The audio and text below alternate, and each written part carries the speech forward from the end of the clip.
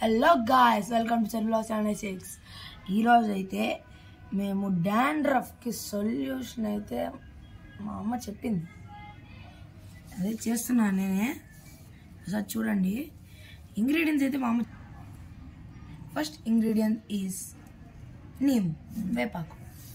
మళ్ళీ పెరుగులోకి కొంచెం మెంతులు వేసుకొని నానబెట్టుకోవాలి. తర్వాత అలోవెరా. హెయిర్ అయితే చాలా షైనీగా కనిపిస్తుంది, ప్లస్ గ్రోత్ కూడా బాగా పెరుగుతుంది. వీటన్నిటిని అయితే మనం మిక్సీ జార్లో తీసుకోవాలి. ఫస్ట్ ఇంగ్రీడియంట్ ఇలా అయితే మనం ఆ ఇంగ్రీడియంట్ని గ్రైండ్ చేసుకొని ఇలా హెడ్కి అనేది అప్లై చేసుకోవాలి. ఇలా హెడ్ అప్లై చేసిన తర్వాత డ్రై అయిన తర్వాత 1 hour డ్రై పెట్టుకోవాలి. ఇది డ్రై అయిన తర్వాత హెడ్ బాత్ చేసుకోవాలి.